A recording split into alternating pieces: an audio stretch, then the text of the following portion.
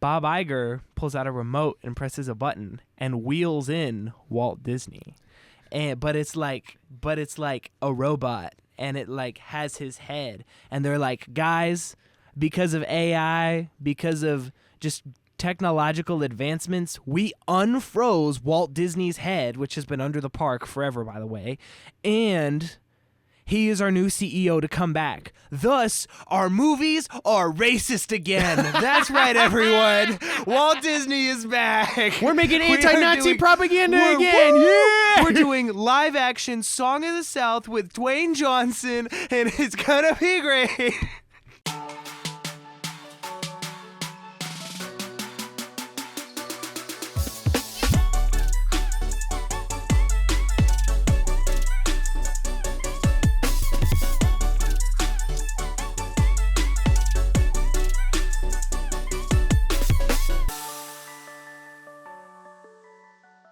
Hello and welcome to the Nerdiest podcast, where nerds talk about nerdy things. As always, I'm one of your hosts, Mr. Jackson Glass, joined by my ride or die, the host with the most, who is always sleep deprived, Mr. Nick Bear. And as always, we're here together to talk about movies and something exciting. So we got a lot of news to cover today. An update on the Chick-fil-A streaming service coming up. A lot of different Disney announcements that we're some excited about, some not. And then later in this episode, we are talking about the famous Studio Ghibli movie, Howl's Moving Castle. Now, this was voted by the people of the Nick with No K YouTube channel on the community tab. You guys voted for Howl's Moving Castle for this episode of Jackson's Animated Adventure, and this is the first time I've seen it, and I'm really excited to talk about it. So, thank you so much for joining us here today. If you don't already, you should follow us on Instagram at The Nerdiest Podcast, YouTube at The Nerdiest Podcast, and if that's not enough, you can go to thenerdiespodcast.com and order some new merch for yourself, for your friends, everyone there. So, we're going to get into all that here in just a minute, but first, Mr. Nick, how was your week? Well, on a scale of ride or die, I'm feeling pretty close to ride. It hasn't been a bad week. Ooh, okay. It's been tiring, but not like I want to die. Like, I feel more energized now than I have all week. But that's also because this afternoon was pretty hype, because I went and did my civic duty, and I voted in the election. And what the frick is a kilometer? And then I got a burger for lunch. I was like, yeah, it's America Day. The land of the free. For our American listeners, you know, it's exciting. We're in election season right now. Hopefully, and this is the first time that I voted. The first time I got to vote. I'm finally of age and I can vote. Well, technically, you were of age the last election, were you not? No, you weren't, because I was just at voting age, and you're younger than me. Mm-hmm. It was the midterm that you forgot to vote in, and I gave you a lot of crap for that. Well, you didn't register in time. Oh, well, no one educated me on that. I did. I figured, he was there for the 2020 election. He'll be sure to get registered. He knew. And then I wasn't. Anyway, it's a big fun time. Hopefully by the time the next episode comes out, all of this will be over. Because the election is in 10 days. Oh, gosh. I think it's less than 2 weeks. And I'm like, okay, so maybe this time it will be over like a couple days after, instead of being dragged out until January. And we can all, election day is November 5th. Like, I want it to all be settled and done that week, so that we can all accept it either way it goes and move on and enjoy Thanksgiving, Christmas, and of course the most important holiday, Black Friday. So, and of course the release of Sonic 3. True. So true. Let's just the only thing that can unite this country. So yeah, I went and voted today. Voting's fun. I don't know. It's just a fun time if you don't have to stand in a line for like 10 hours. Some places make you fill out with a circle pen. Other places make you punch buttons on a screen. I got to do both. You did both. So it gave me this little slip, and then I punched the buttons on the machine, and then it printed it out physically on the ballot, and then that's what I turned in. Yes. So it wasn't purely digital, but it also wasn't purely physical. Great blending of both. Speaking of that's what I did too. Blending of digital and physical, I went and saw a movie last week, or well, I guess it was 2 weeks ago. But I didn't see it in time to talk about it on the last episode. I went and saw the hit movie that has gone completely under the radar and under-recognized this year, Transformers 1. Dude, legitimately might be the best movie I've seen all year. Really? Like, all year? Like, my top 4 right now is My Hero, because I went and saw that. That was really good. Spy Family at number 2. One of the Bunny Girl Senpai movies at 3, and then Transformers 1. Like, it's right there. And I'm like, dude, what can I say? Look. I try not to throw this word around too much. It's peak. Like, easily the best Transformers movie. Easily the, like, best family movie we've gotten in a while. And this kind of ties back into the episode we did a couple weeks ago about why don't they make good family movies? Well, they do. But then when they do, people don't go see them.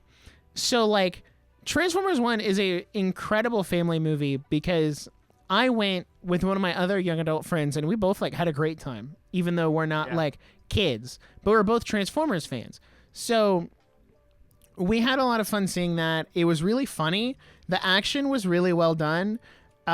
Chris Hemsworth did an incredible job as Orion Pax / Optimus Prime, and then what's his name? Brian Tyree Henry. I want to make sure I get his name right because he did an incredible job. Brian Tyree Henry. That's his name.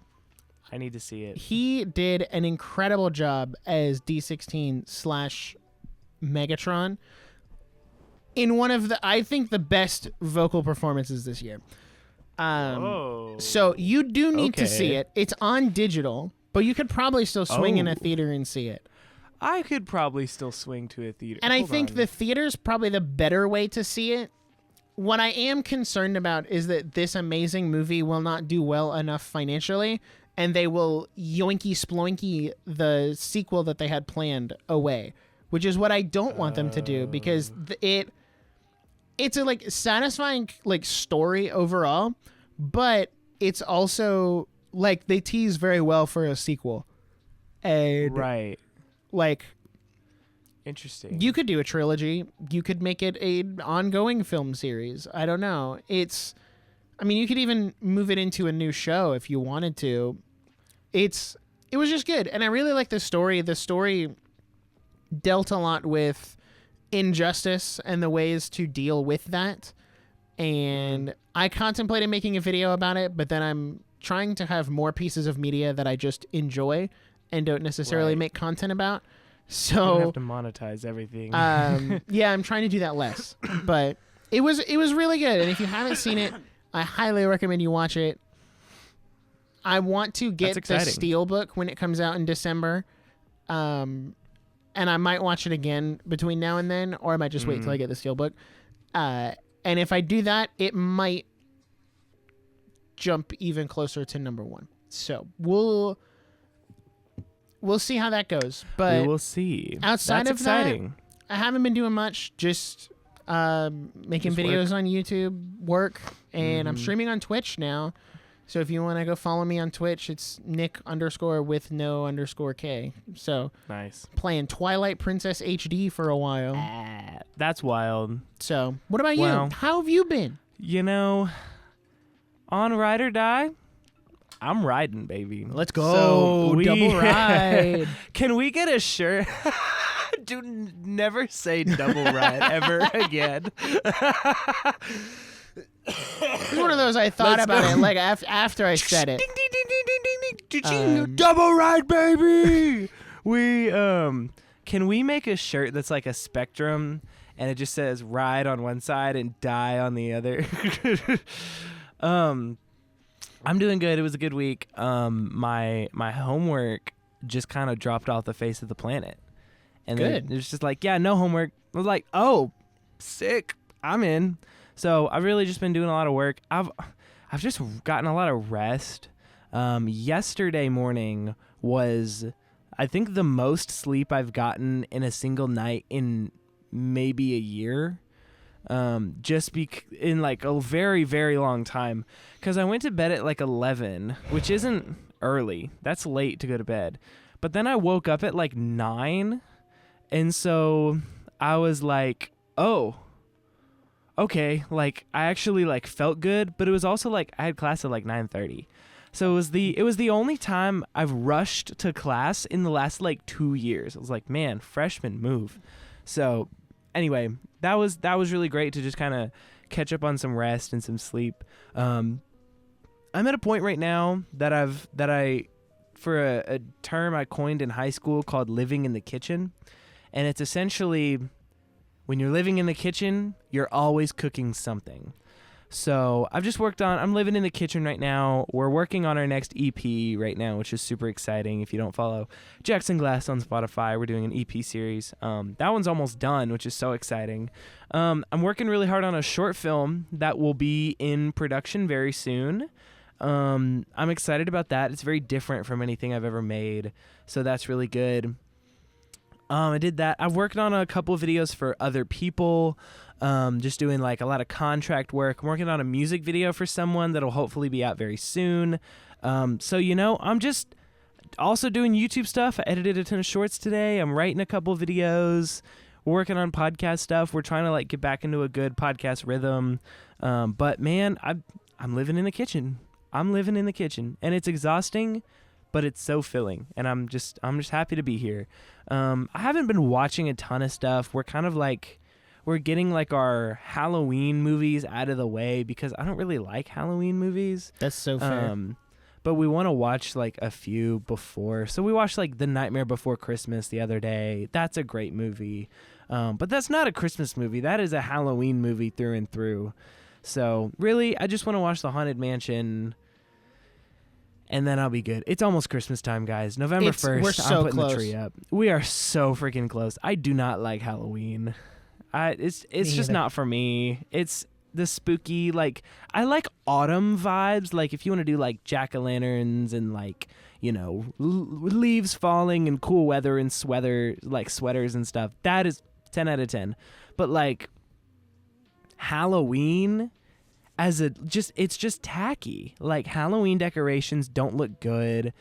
Everything's just kind of disturbing and gross. Like, all the streaming services are just trying to push you horror movies that would traumatize me. Like, I'm just not about it, like, all around. I'd rather just have Christmas. But hey, do you have a costume this year? What's your... My costume is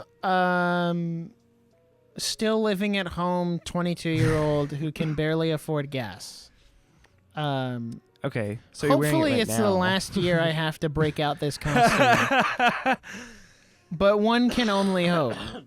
That's great. No, I don't have a costume this year. I don't know, because like some of my family is coming in town to do like some trick-or-treating stuff in our neighborhood, which is really more for my younger sister and my younger cousins. So I'll probably be there. Like, I might throw my Mandalorian helmet on or something, just for funsies, or break out one of the lightsabers I have. I don't know. Right. Like, as an adult, you're not like, oh, I'm dressing up. But it's like, if there's a big, like, party or, like, a family get-together, like, something, like, you should wear something, like, just to be fun. Me and Amy are going in a couple's costume as the couple from The Fall Guy. So that will be interesting. I need to go get a leather jacket. And I meant to do that like 3 weeks ago and didn't. So that's what I will be doing this weekend. Well, is you're trying to cutting it find a little leather close, jacket. brother. It is a week from today, or yesterday. It's a week from yesterday. Aware of how expensive leather jackets are? Okay, yes, because I was gonna get like a real one, like one that said like Miami Vice stunt team, like in the movie, and I was so like dead set on it. And then there wasn't one that was below $80. And I was like, oh, that's not even bad for a leather jacket. That's actually pretty reasonable. But it was like an Etsy, like faux leather, like from Dubai that I didn't know when it would come in time. And it was just like, $80 is a little much for a Halloween costume. I'm okay, so I'm gonna go to Goodwill and see what I can ruffle up. It's probably not a bad idea. I know someone with a Cricut machine, so maybe they can just put like the little like Miami Vice thing on the back for me. So I don't know. Anyway, also disclaimer: I have been deep like chest coughing for. I'm on week 3. I'm at the end of my 3rd week of deep chest coughing. If it's not better by the weekend, I am going to a doctor. I was about to say, but you might need to go to the doctor, brother. I might have bronchitis, but that's okay. So if you hear me just like faintly coughing, that's me attempting to jump out of the way of the microphone so I don't just It's cough okay. in your Worst face. case scenario, I will fix it in editing. Yeah, it'll be great. I'll be too lazy. Stop. No. All right, moving on. It's time for some news. Wicked, wicked, wow. News time. Perfect little drop. We need a Flawless. stream deck. First things I first. have one. I just don't know how to use the soundboard with the recording. I use them at work. I use it at work. We play sound effects on it all the time. It's so fun. That's crazy. Anyway, update on a topic we told you we would keep you updated on. The Chick-fil-A streaming service has been named Chick-fil-A Play and will launch on November 18th. Guys, first of all, what the actual heck? Why? Second of all, why am I going to get it? You want to go I'm halvesies? definitely low-key. Guys, let's Password go sharing halvesies. And then let's do like a video about it. Are they going? I wonder if it's going to be its own app or if they're going to try to put it in the dining app. I really hope it's its own app. And they're not trying to be like its own app. There's put no this way. in on the app where you order food. Well, please also, don't. Like, this sounds super out of character, but like I don't remember how deep we went in the last time we talked about this. But Chick-fil-A every year for Christmas makes short films, and they're very good. They make very good animated short films. And also, I'm not going to say it because I don't 100% know if it's true. There's a really big studio in Atlanta that Chick-fil-A just bought.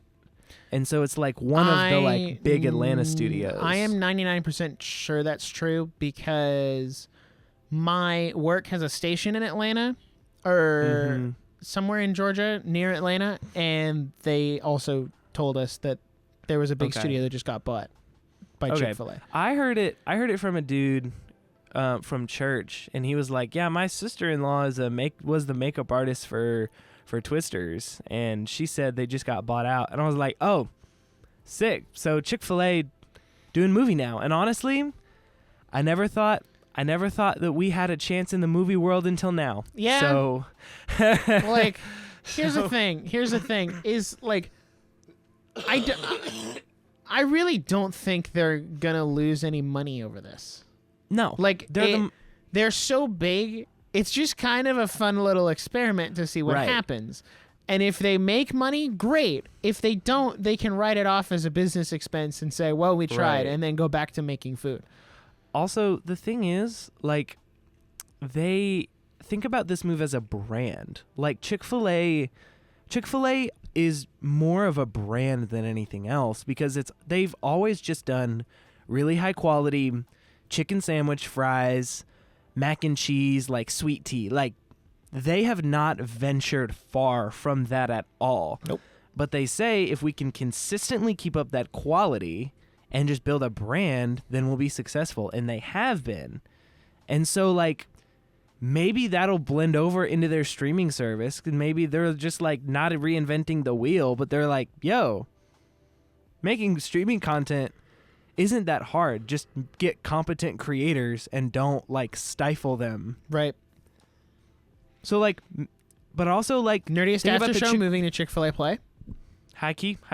Listen. Sorry, guys. If, I'm just saying, I was in that voting booth today, and if I could have written in the name of whoever is running the Chick-fil-A drive-thru, I would have done it. I mean, because they are running that fool better than any president that I've ever known. That is all I'm saying. So, there's more, by the way. The service will launch with a collection of original animated shows, scripted podcasts, cooking shows, and interactive stories. So, reel it back. What the frick is a scripted podcast? That is that's a called phenomenal a YouTube question. video. Yeah, that's called a video essay. What? You mean scripted? The whole point of a podcast is to not be scripted. Like, right. yes, you can have I feel like we just went over this like 3 episodes ago. We literally just talked about this. I'll keep it brief then. The whole point of a podcast is to have a more unscripted format where you can just talk about whatever, unless you've got notes. So are we washed? Are we just doing the same things? I don't know. See, also, like, I think the key is it sounds like the demographic for this will be more like children, and so I'm really hoping that they're actually make it engaging for adults too, and it's not just like, oh yeah, we're gonna throw some cute cow shows for kids on there, and it's like, okay, that's not worth my $7, $8, $12 a month. They haven't set up the price yet, so like, anyway. I'm shocked they haven't told us the price yet when it comes out in 3 weeks. Yeah, but which also makes me wonder if like they're doing, I don't know, like are they attaching to Amazon? I mean, free with, what if it's free with ads, but every ad is a Chick-fil-A ad? That would be so baller. We don't have to pay advertisers because all of our ads are our own. I mean, it's kind of impeccable actually. strategy, honestly. Really interesting strategy. We'll see if it works out for him. Yeah. You wanna hit me with the next one? Oh, okay. Hold on. I gotta. All right. Did you not have it up? There you go. I did. It was just in a different tab. So it was announced recently, sometime this week, while Jackson hacks up a lung, that Bob Iger's successor as Disney CEO will be announced in early 2026. Now, that's still a little bit of a ways away. So I don't know why they felt the need to tell us that now. Unless it's like a lateral move of, well, we want you to think we have some concept of a plan. Yeah, that's what I was thinking. But I don't know. I also think this is really unrelated. Disney's not in a great spot right now. No. Now, the downfall of Disney right now is more in the parks than anything else. Because they announced like a new they're doing something different with Lightning Lane now, and it's like again everything, but now it's like $200 per person, but it's per day per your trip or something. And it's like, oh, I don't know. It's really wacky and really overpriced. And then they're jacking up the price of everything else at the parks, like the food, the merchandise, the desserts, like. And they're also upping the annual pass price too. So they announce all of this stuff and like make these people really upset. And then the next day, Universal comes in and is like, "Hey guys, we're opening a third park with Nintendo and more Harry Potter and How to Train Your Dragon and villains and all this stuff. And we're doing a new hotel. And our hotels are actually pretty fairly priced. Not really exceeding $250 a night. So if you guys want to come here, like that'd be cool too. Which, you know, you can't really get a low end Disney hotel at $250 a night. That's kind of that's your floor. That's your ceiling at Universal. I'm like, oh, okay. All right. Okay. I see how it is. So, yeah. Anyway, back to the Bob Iger thing. I don't really care. Like, well, it's unless they have some sort of self-awareness and they're like, guys, don't worry, he's only here till 2026. But also, like, who takes that position next? He was supposed to be the great savior from evil Bob Chapek, and he literally has made things worse. Somehow it got worse. Somehow Bob returned. So everyone drop a comment. Which Bob do you think will be the next Disney CEO? Bob the Tomato. I was going to say Bob the Builder, Ooh, but Bob the Tomato is a great option too. Okay, here's a theory. Let me lay this out. Disney has always been at the forefront of technology, right? I think their next Disney CEO will be an AI that has been infused with Walt Disney's frozen brain. Now, hear me out. They're like, guys, it's like big, like D23, 2026, and we're like, yo, who's the new CEO? This is wild. And then Bob Iger pulls out a remote and presses a button and wheels in Walt Disney. But it's like a robot, and it like has his head, and they're like, guys, because of AI, because of just technological advancements, we unfroze Walt Disney's head, which has been under the park forever, by the way, and he is our new CEO to come back. Thus, our movies are racist again. That's right, everyone. Walt Disney is back. We're making anti-Nazi propaganda again. Yeah! We're doing live-action Song of the South with Dwayne Johnson, and it's gonna be great. Brer Rabbit will be voiced by Kevin Hart. Woo! Yeah, that's my theory, and if I'm wrong, then I owe you $20. That's okay. And I'm gonna hold you to that. I'm sticking to that bet. My bet is that they'll pick some random corpo guy who we've never heard of, or it'll be Josh D'Amaro, which wouldn't be any better because people don't like him either. Not that like the CEO of a company has to be liked by the patrons of said company, but also it does a lot to your brand to have someone likable in like that what role. You're doing. So I don't know. I feel like they're slowly but surely starting to learn the lesson of how to make things good, but then they like take 3 steps forward and 5 steps back. Yep. So we're still net -2. And it's like, oh, that was good. Oh, but that was like atrociously awful. Yeah, it's like they did the whole thing with like, well, they didn't want to make, or like they had a focus group or something say, or the creatives wanted to make Riley gay in Inside Out 2. And then some of the higher ups were like, maybe let's not do that. And now it's the highest grossing animated movie of all time. So like, okay, great. Right. 3 steps forward. And then they're like, oh, but we're going to increase all of our park prices by like 50%. And okay, well, that's 5 steps backward. That's 5 steps back. You're taking all of that money and you're burning it away. You need to stop. As a continuation on this, our next news point, and this just proves my theory, by the way, is Disney announces major AI initiative that will feature, quote, hundreds of people and be focused on post-production and VFX. It'll start in post-production. Major AI initiative. Starts what does in that post-production. And then it starts in visual effects. And then it works its way everywhere else. How does that? How? Like, how? I don't know what they're thinking here. What's the plan? What's the plan? We literally just talked about AI last episode. We cannot do it again for another 20 minutes. I'm tired of AI. Stop calling every single algorithm AI. That's not how this isn't how this works. Exactly. I can't do this, man. Guys, Fortnite is bad because it has AIs. Spotify is bad because it has an algorithm that recommended you this podcast episode.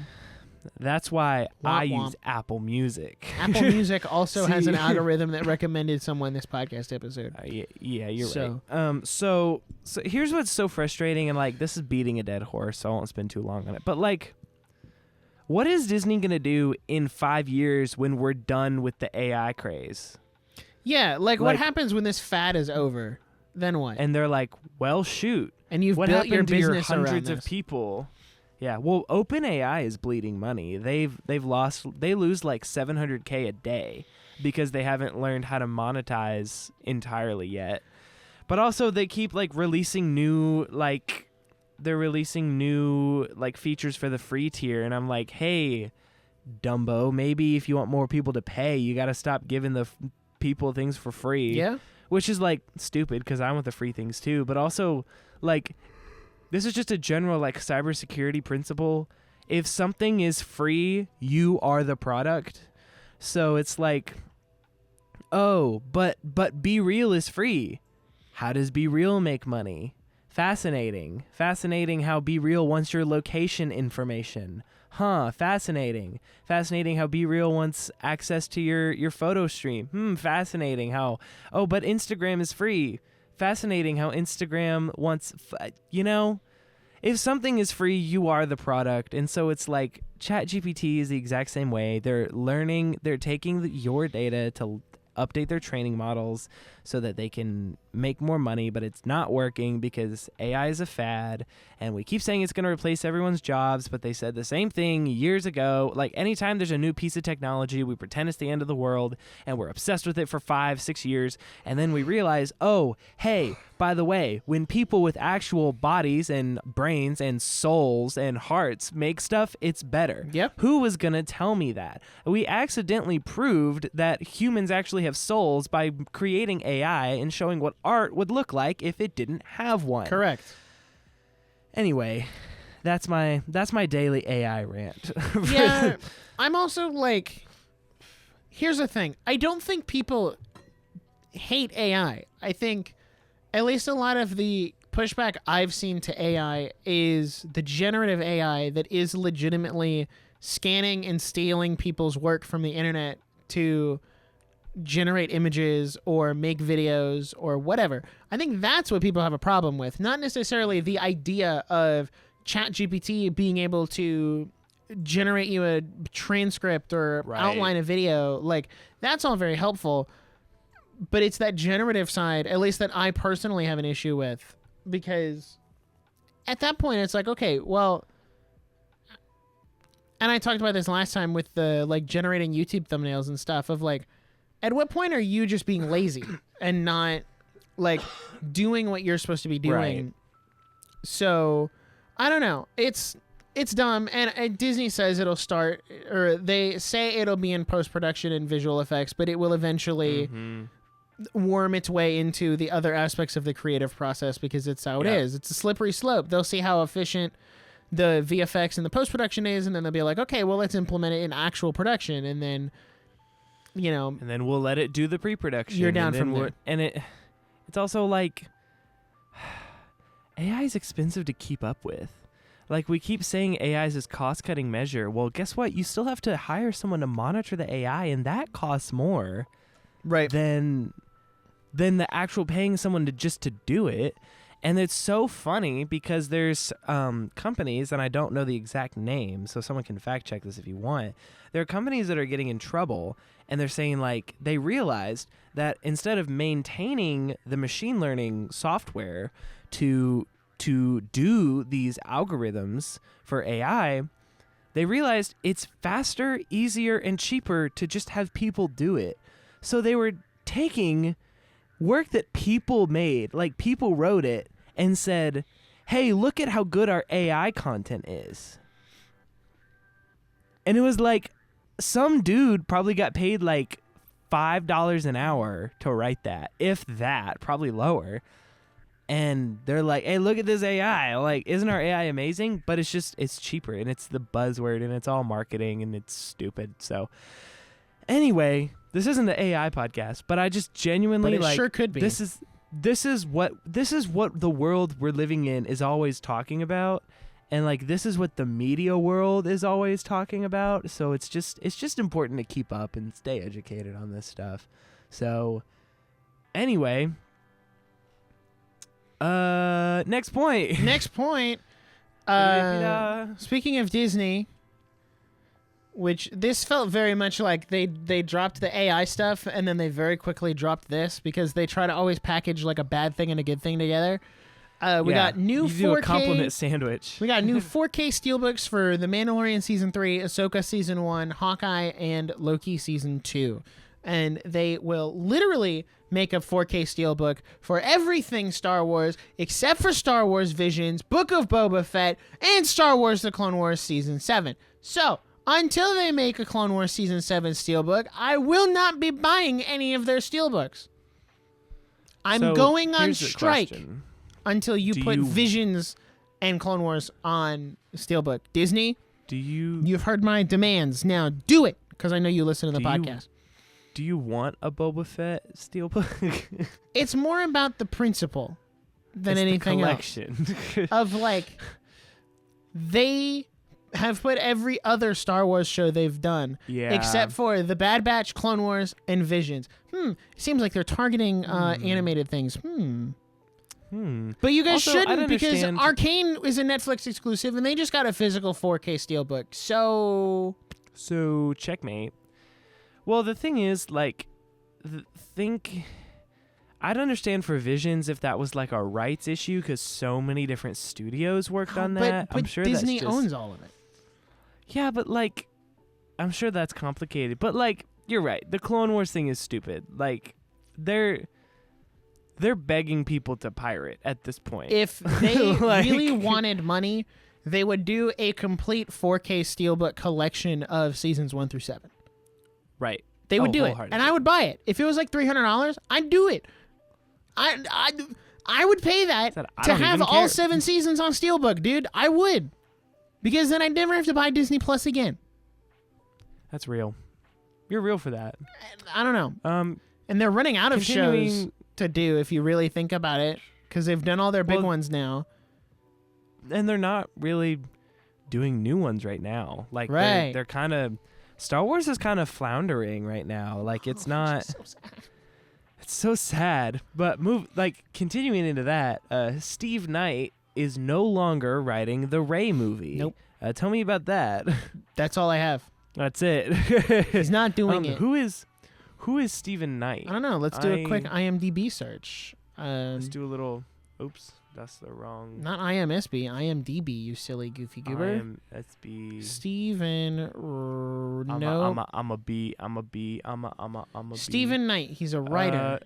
Okay, he wrote Peaky Blinders and a ton of movies I've never seen. So, he is British. Ugh. Oh, man. Yeah, Not the top IMDb clip saying Rey's return to Star Wars. Yeah, he's written a lot of things that I haven't seen. I don't think I've seen a single thing he's written. I know what Peaky Blinders is. Everything else, like, I've never heard of this. He wrote A Christmas Carol TV miniseries. Who Wants to Be... He was a creator. No, it says creator on 4 episodes of Who Wants to Be a Millionaire. That's an interesting credit. Yeah, I don't really got anything on this guy. I don't got anything on the movie. So I just also, saw that it may now make it hard for the movie to hit its 2026 release date, because they don't have a writer, obviously. Are they just gonna they should just cancel it? Like, we don't want that. You sure should. I don't want the Rey movie. I don't either. I don't want it. I'm okay. Thanks, guys. Also, I wonder, did he leave? Was he fired? It really feels like every time they try to make a Star Wars movie, someone gets fired for some kind of creative decision, which tells me that Kathleen Kennedy has her grubby little fingers in the creative process a little too much.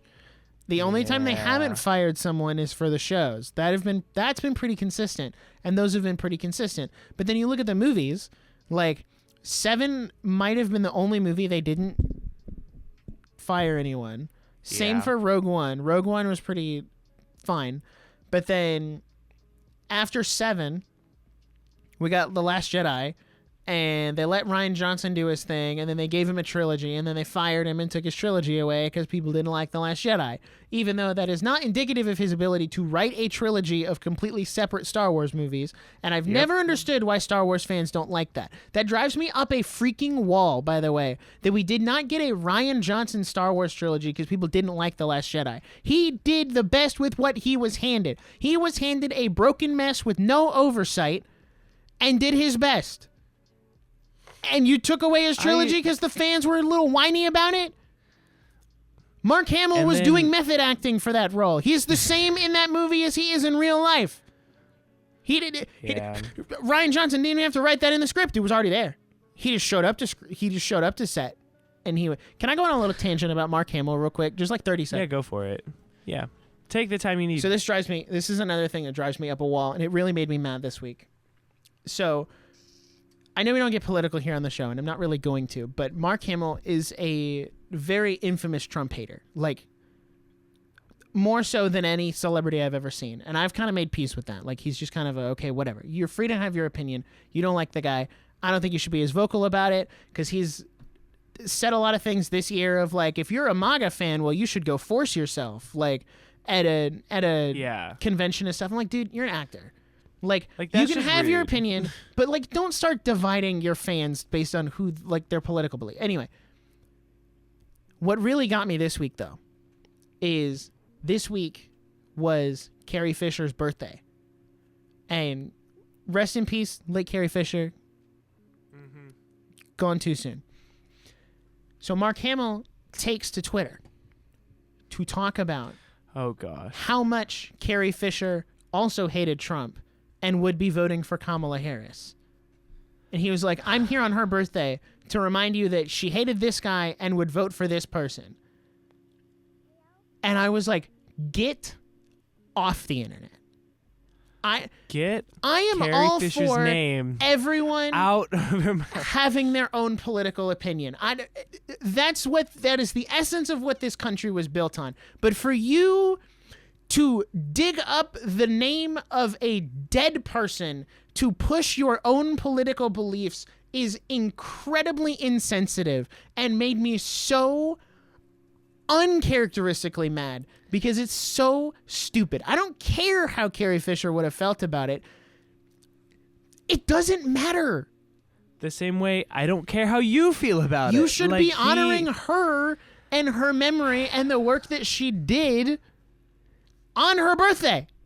Not talking about who you want to vote for. I'm sorry. That's literally like the definition of narcissism is like manipulating people for power.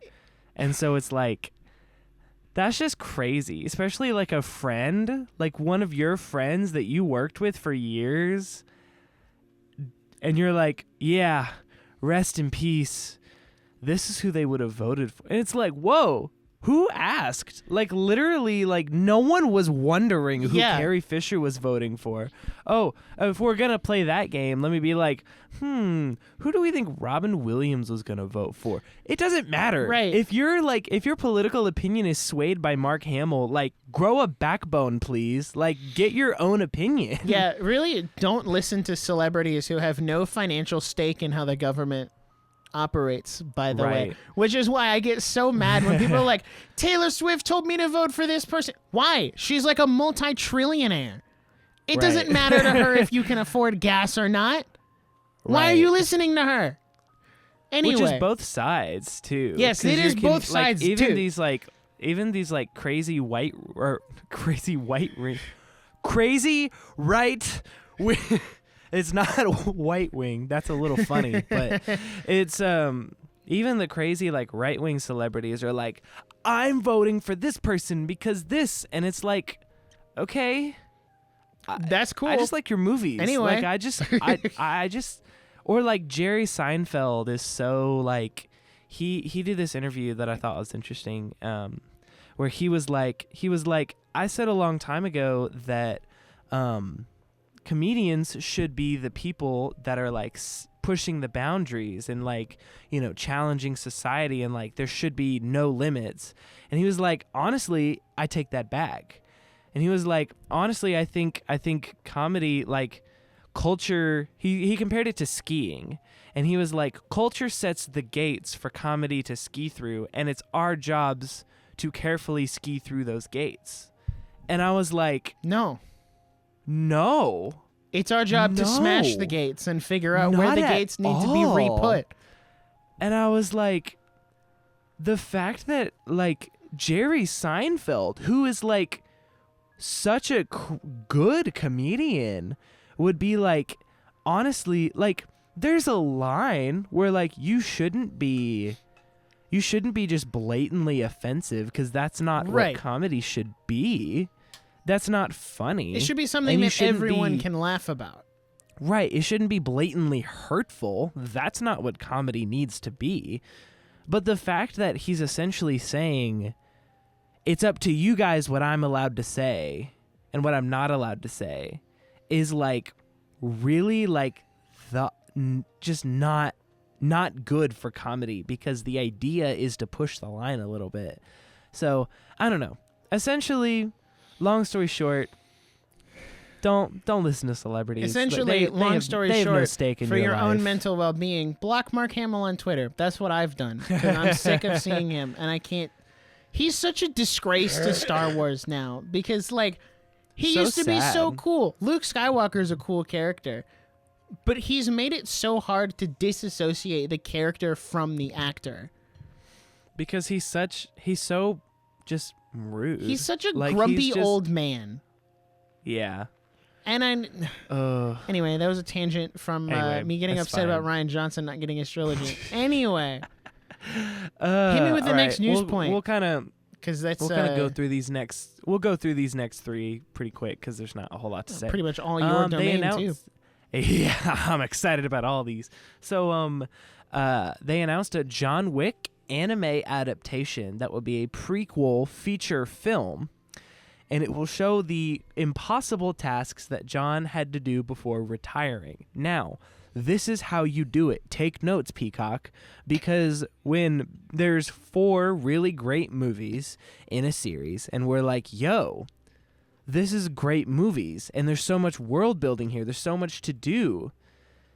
The idea is not, let's just do the same thing, but set it a few years back in the same location, and put it straight to Peacock, and don't put too much production value in it. Just do like three episodes, it'll be fine. That is not the idea. Great idea is to flip the medium entirely into something that works really well. Keyword is works really well. Take notes, Joker.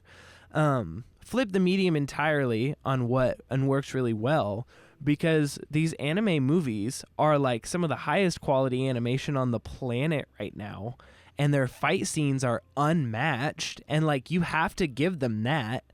And so it's like, hey, John Wick as an anime in the theater, take my money. We are so bad. I will be there. We will be there.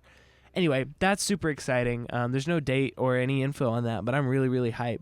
DreamWorks announced The Wild Robot 2 following the success of The Wild Robot. Honestly, not mad. Think it has a lot of potential.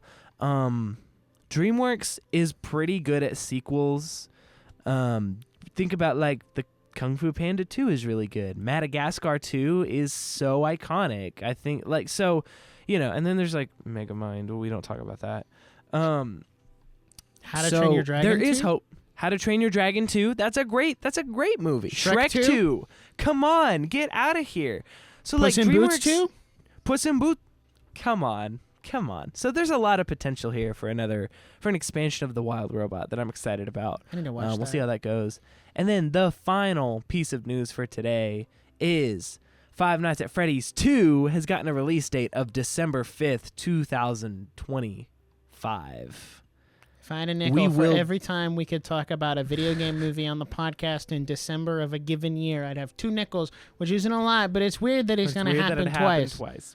So I'm just saying, I was in theaters for that first one. You best believe I'm going to be there for that second one. Yeah, you already know. You already know we're gonna be there opening night this time. You know we're gonna be there opening night in our full cosplay. So I will be horror, if you will. horror. I will be Golden Freddy. Thank you. I'll be the dead guy. I'll just cut myself in half.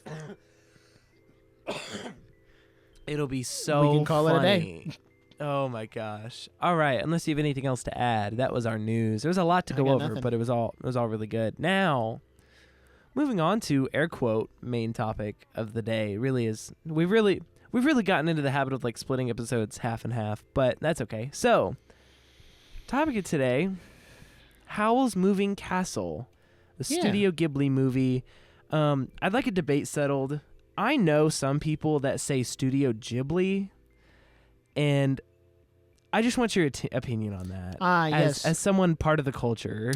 As the resident anime nerd, of the podcast. As the resident anime minority on the internet, I've also heard it both ways. I've always said Studio Ghibli, just because that's what I've heard the most. It's kind of like the GIF or GIF type thing.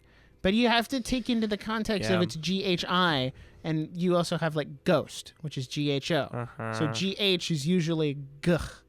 So I say Ghibli. Ghibli, yeah. So it could go either way. It literally Ghibli doesn't sounds matter. like giblets, or it sounds like, I don't know. Ghibli just sounds inappropriate. Like I don't like Ghibli. Yeah, no, it's Studio Ghibli.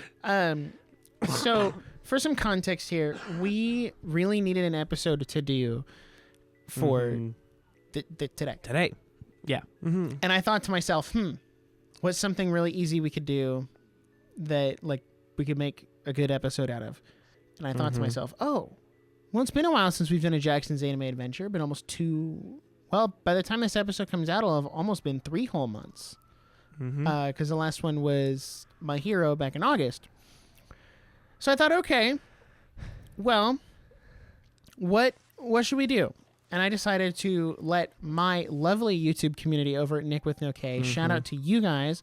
All I did was post a poll on my community tab that said, quick, pick a Studio Ghibli movie, all will be explained soon. And the options were Princess Mononoke, Howl's Moving Castle, Castle in the Sky, and Spirited Away. Now, in an effort to be fully transparent on this election with you guys, I'd like to clarify some details of what happened. Political? How did we get so political?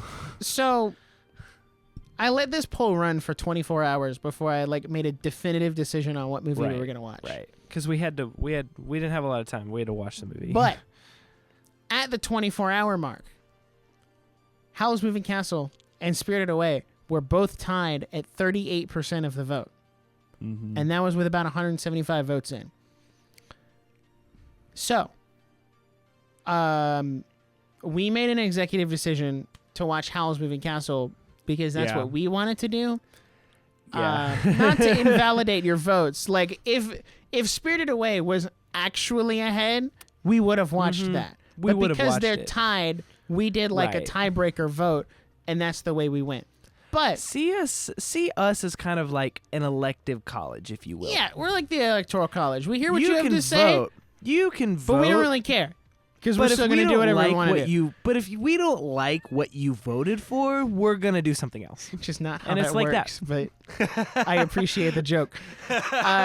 So, as of time of recording, this will be the last update I give on this poll. It is currently at 224 votes. In last place is Castle in the Sky at 7%. That's stayed pretty consistent. In second place is Princess Mononoke with 18%. Wow. Third place is Howl's Moving Castle. Wait, I did this backwards. 1, 2. No, okay, my bad. Castle in the Sky is fourth. Princess Mononoke is third. Howl's Moving Castle is second with 33%. And then Spirited Away is now in first with 42%. Almost a 10-point lead. But we had to call it at the 24-hour mark. Yeah, because we had to stop the count. Stop the count. We had to cut. Those and it were was late Howl's votes. Moving They Castle. came in late. I have the screenshot on my phone of them being tied. I did not lie. There was no lie in what I said. So I've seen Howl's Moving Castle before. I actually saw it in the theaters 3 weeks ago. Oh, sick. And I thought it was pretty good. But Jackson, you have never seen a Studio Ghibli movie. I have never seen it. I've seen a couple. Can I... So give me your thoughts. How do you... Let me... Tell me what you're thinking. Here's a little context. I have seen one Studio Ghibli movie other than Castle in the Sky. Or sorry, Moving Castle. There's 2 castle movies on here. Yeah. Because early this year for a class, we had to watch My Neighbor Totoro. Oh. And I loved My Neighbor Totoro. I sobbed in My Neighbor Totoro. So, well, they fake you out. They make you think that the mom is going to die, and then she's fine. Well, don't tell me. I've never seen it. Lost. Really? Oh, frick. I'm sorry. That's like one of the only ones I haven't seen. Oh, I'm sorry. It's really good. So yeah, that was my only experience. And then last year we had a Howl's Moving Castle print on our wall in my dorm, but it was Colin's, and I had never seen it. And so this year we were like, hey, maybe let's just not put it up because, you're the only one that's ever seen it. So essentially, I saw the design, I knew the castle, I knew that it was kind of steampunky, and I was like, oh, okay, I could get into it. And then when I was about to turn it on last night, I was like, oh my gosh, I just realized I genuinely know nothing about this movie. Like, I don't know the plot. I don't know, like, what it's about. I don't know the vibe, anything. I was like, I know nothing but the poster. And I was like, okay, here goes nothing. So, generally speaking, just an overall thought. At first, I genuinely did not know what to think.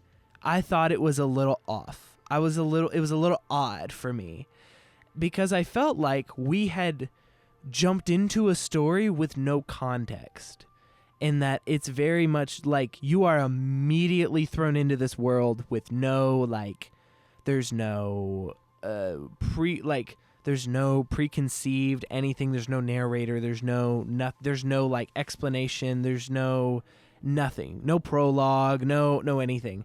And so it's like you're immediately thrown into this hat shop with this girl. And I was like, okay, interesting. The style, the animation was baller. It was phenomenal. Like, so cozy. And so I was like, okay, the style's cool. And then, I saw the castle. And I was like, oh, that's a little weird. Like, the style was funky. Like, it was weird. And I was like, okay, I don't know what to think yet. And then but I really liked the setting because it was very I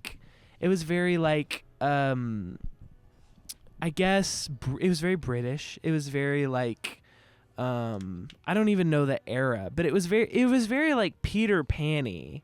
And I was like, okay, I can get behind this. And then he wished her away, and he was like, I'm sorry, I guess you're involved now. And they fly away and start walking in the sky. And I was like, oh, it is like Peter Pan. Like, I can get behind this. Like, this is like, it's like whimsical. It's like a dream thing. I was like, okay, sick. And so I did that. And then the most grotesque, overweight woman I've ever seen in an animated movie walks into the room, and I was so taken aback. I was like, wow, you want fries with that, ma'am? Like, it was like, she had that body type that you would mistake her for a beanbag if you sat, it was, anyway. I can say that because she's animated.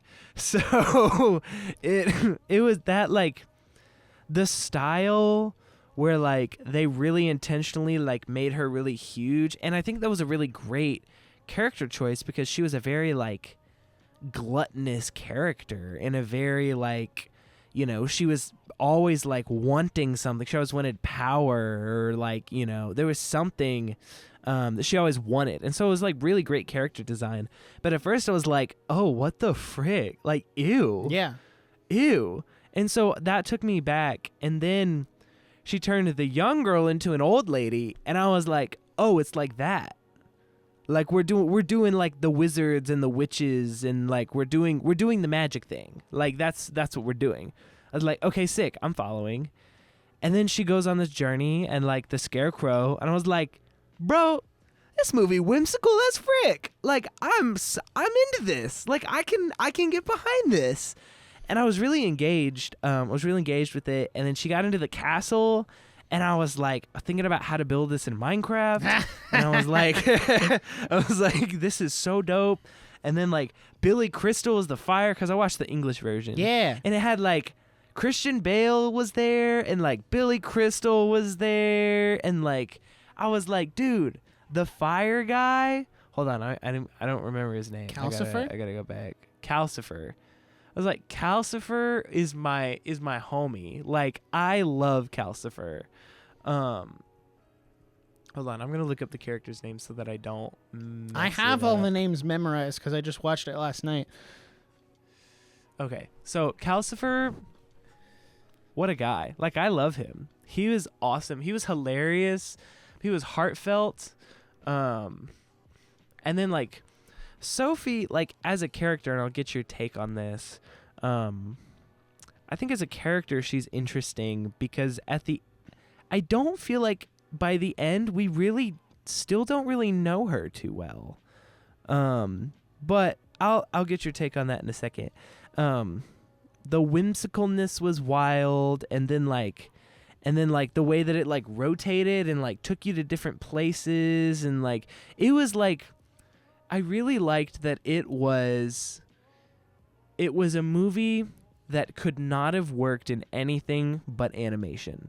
Like, it used the animated medium so well, and it was like it was so just gorgeous. It was beautiful, and the music was phenomenal. Like, I got pulled on the heartstrings a little bit, and like Howl was awesome. He was like, he's a pretty cool dude, but he was also like, I don't know, he wasn't like the Beauty and the Beast. Like, he wasn't the Beast. He was like really kind of a goober, and was like really just kind of a screw up, and he wasn't like, you know, his place was a disaster, and this old lady comes in and she's like, I'm your new cleaning lady. And he was like, bet, like, okay. He didn't question it. And so anyway, by the end, I kind of like, I got a little confused near the end, because like the witch lady like joined them, and I was never like fully clear on why she was with them. And then like and then she like was mainly the reason that like the castle crumbled, and then it was, so I don't know, that confused me near the end. But it was also like, it was getting late. I may just not have been paying attention enough. But overall, Howl's Moving Castle, I enjoyed it a lot more than I thought I would, and I have some critiques about it, but I want to hear your take first. Okay. So, I absolutely agree with you on the whimsical aspect of this movie, because I personally have been very hit or miss with Studio Ghibli. I watched Castle in the Sky first. I thought that was good. Then I watched Princess Mononoke, which I thought was good.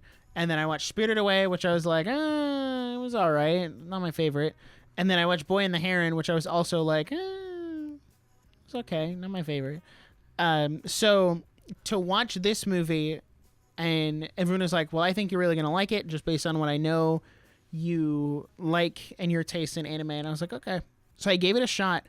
And from the very beginning, what really sold me was that steampunk. I Googled it because I was going to do a video on it. Mm-hmm. But it's that steampunk, like early 19th century type stuff, and like architecture aesthetic. Yes, like, yeah. That really sold me. And I loved, like, there was a train going through the middle of this town, and like that was just part of their infrastructure. And there were these really cool like buggy things in the air that fly around, and then those ships that have like the multiple fan waves that keep them in the air. Like, I thought all of that was cool. And of course you have the castle, which is just this hodgepodge of metal and scraps and like Zelda guardian legs that walks around, and like, so I thought all of that was really cool, and I really enjoyed that. I like the romance between Sophie and Howl. I'm a big sucker for romance. So you put that in your story or your game or whatever, you've got me instantly more hooked than you did before. And I liked how that was progressed and characterized, and how it's kind of like an inverse Beauty and the Beast if you think about it, because he was able to fall in love with her despite her looking like an old lady, and like he fell in love with her. And I guess they both kind of did for what was on the inside and their true intentions rather than what they look like on the outside, which for Howl was a big part of his character development, was this very vain, narcissistic, like, oh, I dyed my hair the wrong color, so I'm going to die and turn into goop and kill everyone around me because I don't feel like I look pretty. or his consistent running away from things that he didn't want to do. Like, he didn't want to go essentially get drafted, which honestly, me too, brother. I would dodge too. I get it. So, like, his continual running away from that, and then that pivotal moment later on where he's like fighting all the bombs and stuff, and he's like, well, now I have something I want to protect, so I can't run away anymore. So for that to be his character development was good. I wrote that down. I have that quote. It says, now I got something I want to protect. It's you. And I was just like, oh, like that was the part of the movie when I was like, oh, that. And then for her to, because it, so here's what I will say. This movie makes a lot more sense on a second watch, especially, but spoilers for Howl's Moving Castle, by the way. Especially in when you know that she time traveled back to when he first like caught Calcifer. Yes. So then he knew who she was, which completely recontextualizes and changes their first meeting in that alleyway of like, he knows who she is, but she doesn't know who he is yet. So oh my gosh, you're right. Reframing it with the whole movie with all that context makes a lot more sense. So it is one of those that I feel like you do need to watch 2 or 3 times to fully get it. Right. But I don't think it's ungettable if you only watch it once. So that makes sense. I did appreciate her character development of, one, finding and going after what she wants in life and not just like passively going throughout the day, but also this like acknowledging herself as beautiful in the physical but also the emotional and metaphorical sense. And that was kind of what her whole curse was about, was like, I didn't understand it on the first watch. But one of the friend I went and saw it with, he explained it to me of like, she shifted back into her younger self every time she was not over relying or thinking about how she looked. She was being very true to herself and how she would act. But then the second she got self-aware and caught on it is when she regressed back into being an old lady. So then at the end of the movie, when she does all of this like self-sacrificial stuff for Howl, that's her ultimate acceptance of her true self, which is then what breaks her curse. So it's like, it's a really good story. And I love it. Interesting. I also love Calcifer. Interesting. Dude. What? Billy Crystal? What okay, can I say? I was going to say, dude, Billy Crystal cooked on this one. Well, it's so funny because I was watching it and I was like, is that Billy Crystal? I was like, that's not Billy Crystal.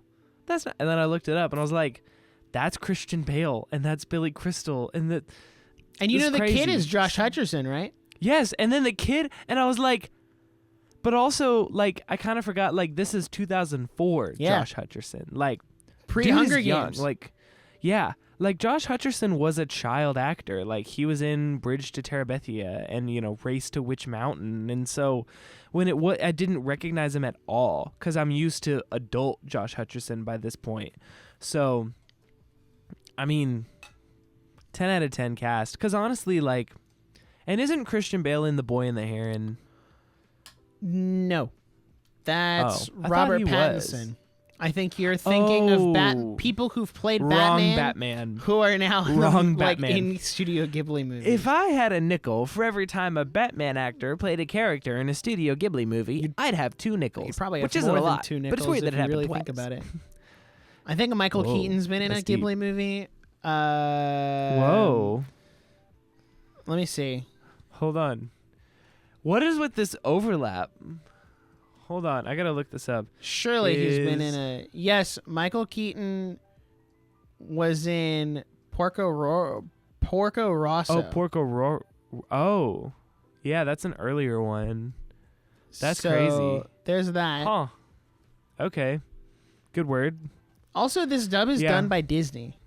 Like Disney licensed the dub Really? for most of the Studio Ghibli movies, at least up until I don't know when, because I know they didn't do Boy and the Heron. When did Disney stop? Interesting. I didn't know that. I didn't know Disney had any hand in this kind of stuff. They also did the what? They did not stop dubbing. Yes, they did. Okay, so here's another clarifying question that I had that I didn't fully understand, and I may have just been sleepy, but like, why was the Witch of the Waste with them after they went and saw the Queen? Like, what was her purpose for going with them? Because I think I just missed that part. Hold on. I'm doing deep research on this this Studio Ghibli thing. He's deep in the research. They just did not renew the contract to keep doing distribution, but it doesn't say when. Huh. Fascinating. So okay. So when did G-Kids get? While Nick is researching that, I would like to give some of my favorite Howl's Moving Castle letterboxd reviews. 2011. Dang it. I mean, you can still do the reviews. I won't stop you. I'll just do some other ones. This says Howl made Sophie a portal to a valley he knew she'd love, and I can't even get a text back. I was like, oh, buddy. Howl set the standard high, man. I don't know. I don't feel like I'm never gonna be able to reach that. Yeah, for real. So, what was I saying? Oh, why was the Witch of the Waste with them? So, she was with them, if I understand correctly, and I could have it wrong. When they went to the castle, she got all of her magic sucked away, and she kind of just stuck with them. And Sophie and Howl were okay with it because they were opposed to the magic sucking of the magic abilities that the palace was doing. Oh. So they were like, so okay, they were like, well, and then towards the end, she kind of had a genuine change of heart. Yeah. After like ripping the house apart. Yeah. So then they just kind of let her stay because she didn't have any magic either. So it's not like she could do anything. So they were like, you suck for cursing me, but also no one should have their power stripped away. Like, that's wrong. That makes sense. And honestly, like, it's weird because we always say we're like, we want more, like, morally good characters that can forgive. And then the second a character forgives, I'm like, why? Why would they? That doesn't make sense. They're like, why would they do that? You should hate this person forever. And it's like, well, it's almost like forgiveness exists. Huh? So, what? I don't know. I thought that was really interesting. I wrote the two quotes. I said, now I've got something I want to protect. It's you. And I was like, that tickled the back of my brain. I was like, go get him, Howl. Yeah! So I was really into that one. I also really like when he said, I feel terrible, like there's a weight on my chest. And she said, a heart is a heavy burden. And I was just like, ooh, a heart. Dang, Sophie. That hurt. That kind of hit me deep, bro. So here's an interesting question I kind of want your take on. Like, so Sophie as a character, like, I liked watching her arc, but I also felt like by the end I still didn't really truly know who she was. And like what, this may just be like a less conventional form of storytelling where it's not like, the perfectly rounded Disney story, but like, what do you think about that? I think you're not wrong because really all we know about her is she's this young adult woman who works in a hat shop with a sister and a mom, and then she gets cursed, and then the movie starts. And but she's kind of like a Cinderella figure. Yeah. And I was thinking about this yesterday of like, there comes a certain point where she almost forgets about undoing her curse. Like there's a stretch in the middle of the movie where she kind of forgets about undoing the curse and focuses more on cleaning the castle and taking care of Howl and taking care of the kid and like going to the palace. And even then when she went there, like she had that interaction with the Witch of the Waste and was like, well, you should learn how to uncurse me. But it's still like that didn't stop her from doing what she went there to do anyway. Right. And that was the first time we had seen her turn back into her younger self, I think. I think there might have been like one... I think that's right. Like, I think he pulled the curtain back while she was sleeping or something. Right. And we saw it there, but this was the first time like we saw it happen and vaguely understand why it was happening. So I think there's a lot to glean from her character and who she is just based on the way she acts and her mentality of even when she gets turned into this old lady, she's still very positive about it, like as positive as you can be, and is very proactive in trying to find a solution instead of just waddling around and waiting for like Howl to show back up again, which is what I was worried was going to happen, was she was going to like fumble around in that town and then he'd show up and be like, let me take you to my castle and I'll try to fix it there. And then she just kind of shows up. And what's also interesting, and this is a really small detail, and I may have missed this, is I don't think she ever says her name to anyone in the castle at first. And Howl just immediately starts calling her Sophie. Does she say her name? I can't remember. I can't remember. I remember thinking that on the first go, too. I might have to go like, back. What? I might have to go back. What do you mean? So that also ties into the whole like time travel thing. Right. Of him knowing who she was. That's so interesting. So I don't know. I think there's a lot you could glean from the way she acts. It's more of a show don't tell us type thing. Yeah. But that does make it a little harder to like pinpoint those things on a first watch. Yeah, I think I would grab a lot more from this movie on a second watch. Like, 'cause it's there's so many little details and like things that are like connecting it all. And there's a lot of like revealing factors, but also like at the end of the day, the story is very simple and it's very heartfelt, and it's just kind of like, you know, it's really interesting commentary on like, you know, the wartime, and like it's a very like realistic look at what, you know, actually having like wizards and witches and like demons in the sense that the movie is using them would look like, because they're like, hey, we need you to go to war for us because you have this power. And Howl, like, in a way, like, feels taken advantage of, and he was like, I don't want war. It's like, I don't support what they're doing, but they're calling me to this because I have this power. And so he built the castle to run, which is such an interesting, like, I don't know, it's such an interestingly set up story and character arc, and like a setting is perfect, and like it all like fits together so well. Yeah. And this watch through, I'm gonna say 4 stars. I'm gonna give 4 stars. I think it's about where I put it too. On this watch through. If I watched it again, I would probably rate it higher, because I didn't understand some of it, and I think it's just because it's genuinely a complex movie, and so like it requires more than one watch through to appreciate the whole thing. Yeah. But like even Calcifer had like such a good character arc, and like by the end she was like, I need you to step up, and he's like, I can't. And she was like, you have the brightest flame that I've ever seen. And it's like she knows how to encourage him, and like she sees his potential, and like he knows, and like, you know, Calcifer has been like underappreciated pretty much like this whole time.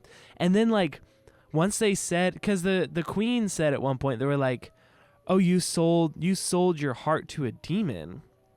I was like, oh, that's weird. That's a little interesting. And I did not connect the dots at all that it was Calcifer. Like, that came out of such left field. And then she was like, oh, it's Calcifer. And I like jumped in my seat. I was like, oh my gosh, I'm so dumb. Like, of course it's Calcifer. He's the fire demon. Like, that's what he said he is. I was also a little unclear on like what could a wizard do and what could a demon do, and like what was the difference, and like but he was like a star. So I don't think know. the inference is demons were a lot more natural or I guess supernatural in their sense, whereas the wizards and witches had to be taught how to use magic. Right, like there was that difference he essentially between had a degree. Yeah, there was like a difference between the natural magic user and the supernatural magic user. And I think that was the distinction there.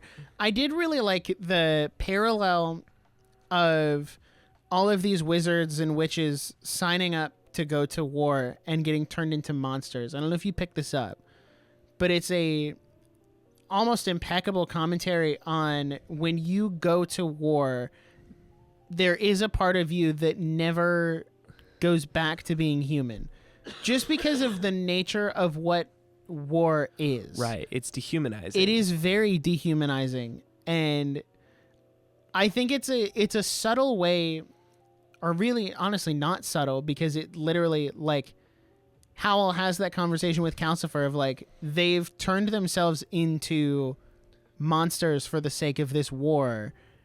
And then Calcifer was like, well, they're going to regret that because they're never going to be human again. And like, it is kind of an eye-opening thing of like, hey, interesting. Not saying everyone who goes to war is a monster, but it is that idea of like, the things that happen at war are not great. Like, war in and of itself is not great.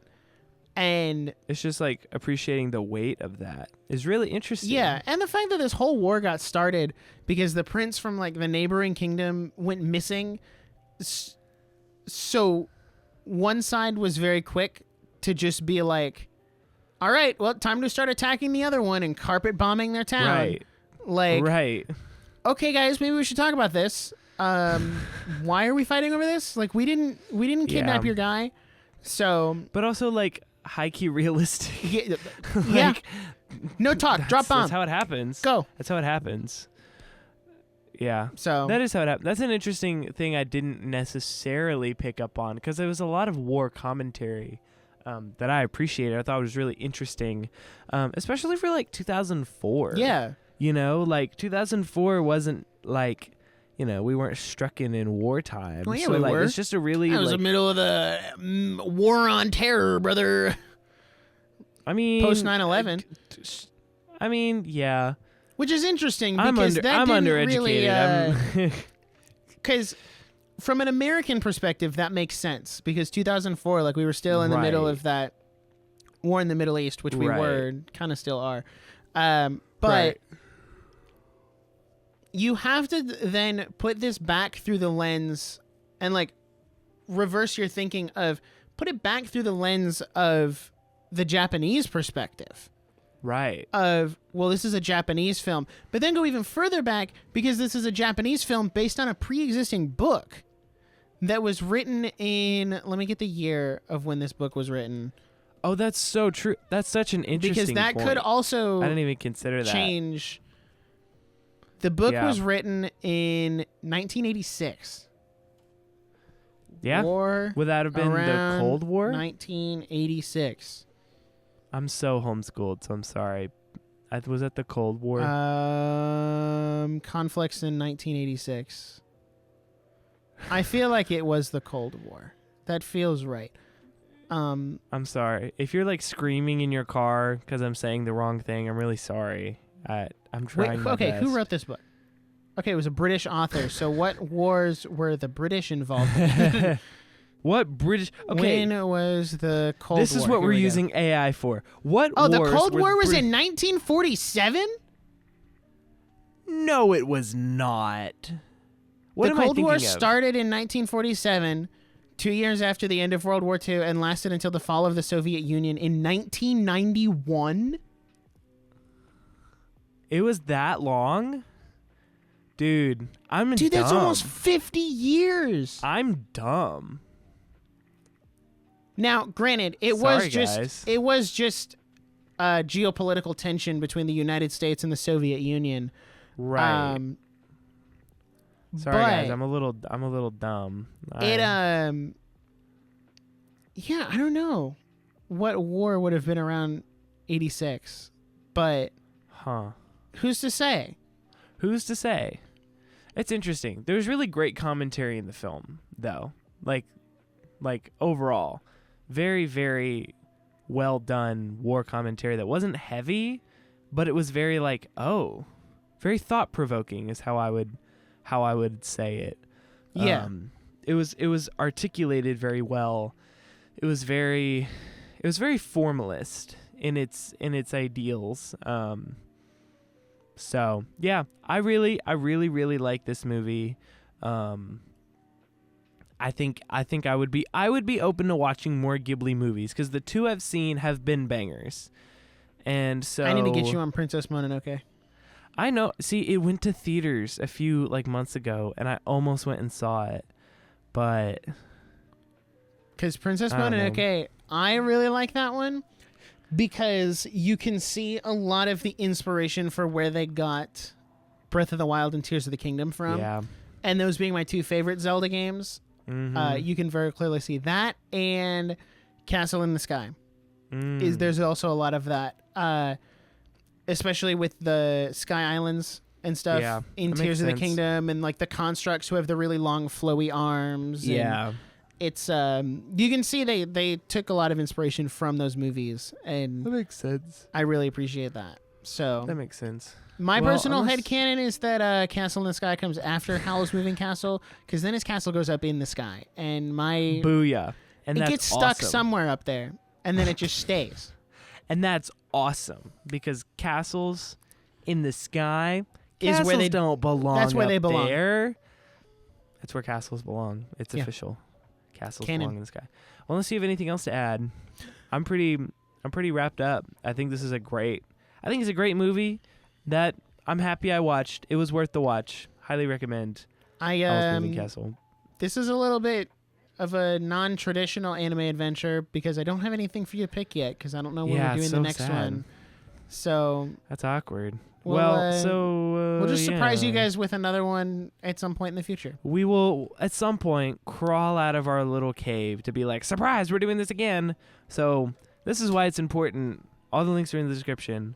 Follow us on YouTube and Instagram.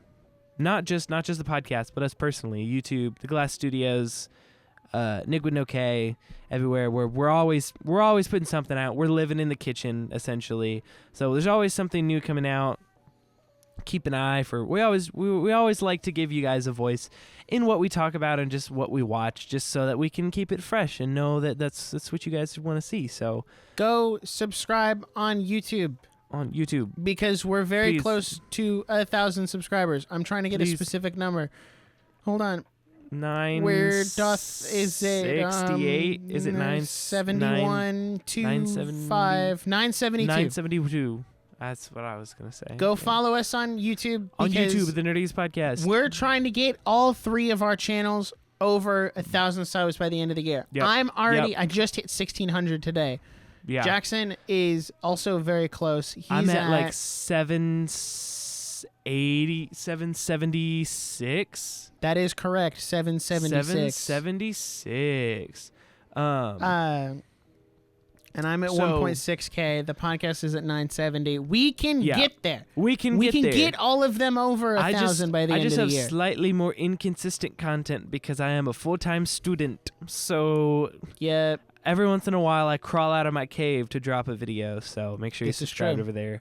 Unless you have anything else to add, I think it's time to wrap up here. That's our time. I'm good. At the Nerdiest Podcast. Thank you so much for listening to this episode of the Nerdiest Podcast. We really appreciate you guys consistent listening and just always supporting the show and following us and commenting and buying merch on the website. It's just such a great way it just really helps us keep the lights on, and this is a fully independent production. We do everything. We plan, write, record, edit, manage, just everything. So it's a whole ordeal. So we just thank you so much for your support over the time consistently. And just, if you don't already, one more plug, follow us everywhere. Links in the description, merch down below. See you next time. Don't know what we're talking about, but it's going to be great. And we cannot wait to see you then. Until then, bye.